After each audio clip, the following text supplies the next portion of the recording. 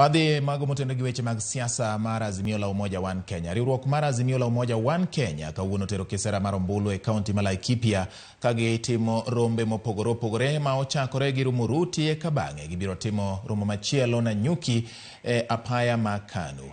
Gidhi tieko romo margi ma kawuono e kaunti ma Nyeri kama gibiro bago twak ne jopiny e papa ma Ringo.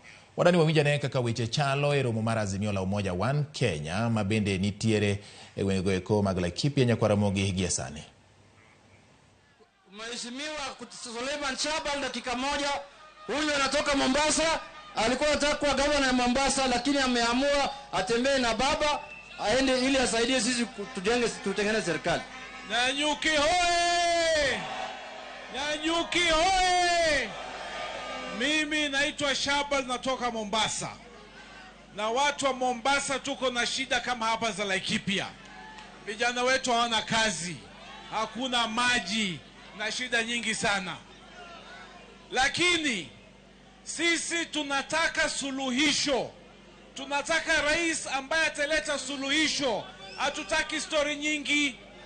Sasa kama hawa jamaa wameshindwa na hii kazi. Jana mimi nasikia Ruto analalamika na lia sana. Lakini mkikumbuka historia, Murumbi alipokosana na Kenyatta aliresign. Ramogi alipokosana na Kenyatta aliresign. Kibaki alipokosana na Nyayo aliresign. Si ni kweli hiyo?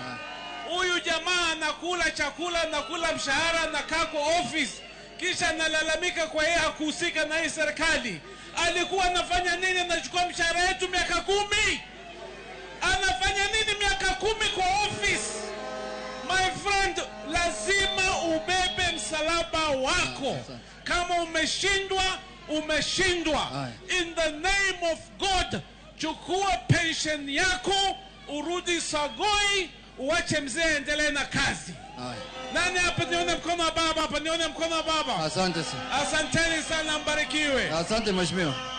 Haya, anayefuata ni Daktari Mukhiza Kitui yuko hapa. Huyu ni mkombozi ambaye alipigania ukombozi wa pili wa nchi yetu kuleta multi-party democracy. Wananyuki mjambo. Mimi yangu atakuwa mawili matatu. La kwanza kuwashukuru nyinyi kwa kumchagua gavana wa kwanza katika Kenya kudhibitisha uwezekano wa county kukopa pesa kwa sababu ya sound management. Hakuna county nyingine Kenya imefaulu hapo. Jambo la pili, mimi niliona debate yake Ruto jana. Kuna kitu kimoja alisema cha ukweli. Enough is enough. Ukisikia mtu hawezi kusema kwa nini Galana Ulalu inakaribia kumalizika na damu ya kwao yeye alipeleka pesa Italia haijaanza, kosa ni kwamba enough is enough. Ukiona Ruto akidai kwamba Wapokoti wakiwa Wasamburu, wakiwa Waturukana, wakiwa Marakwet, ni kwa sababu serikali inachukia Ruto. Mwambie enough is enough. Ukiona Ruto hajazoea kumheshimu Mama Martha Karua, the next deputy president of Kenya, mwambie uzembe wake umeisha. Enough is enough. Kule kwetu tukiona Ruto tunamweleza, I look at the kind of company that Raila keeps. Viongozi wa heshima. Sijui kama nyinyi mnaweza kukombea Martha Karua na Rigathi. Sasa tunauliza Ruto, ukiona hii timu Raila, tuonyeshe ni nani rafiki zako.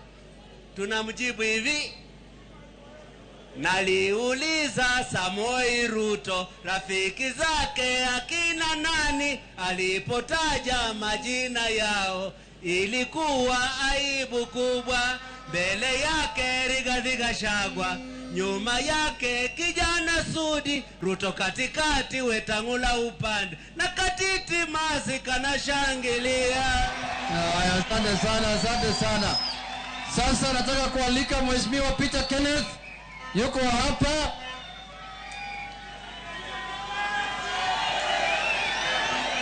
Nanyuki oye! Nanyuki oye! Nione mkono wa jeshi ya baba, jeshi ya baba, jeshi ya baba. Murega pio. Niwaambie hivi. Jana mimi nilijaribu kuona sera.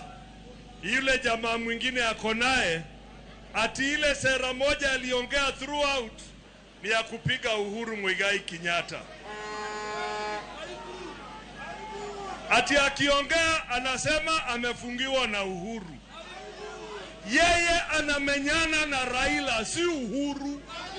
Let him face Raila squarely if he's man enough. Agerie. Huyu si ule anatisha atapiga makofi. Hata ule alitisha atapiga makofi. Na ugire agerie ahinywa hare ya hake. Twehamwe. Lakini mimi najua baba ako na sera. Na atasema. Ameongea juu ya vile atapambana na magonjwa, atasema. Vile atapambana na umaskini, atasema. Vile tutapambana na ujinga, atasema.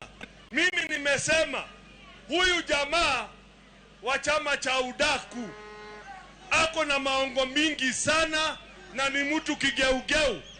Jana alisema kwa mjadala ati ile ushuru inakuwa charge kwa mafuta ni ushuru mara 16. Ukweli ya mambo, it is 9 form of taxes. Ya pili, uongo ya pili aliyotoa jana, na nataka tuelewane, mhusika mkuu wake ni bwana Duale. Duale ndiye alileta motion bunge ya kutoa deni kutoka huko ilikuwa mpaka trilioni 8. Duale ndiye alileta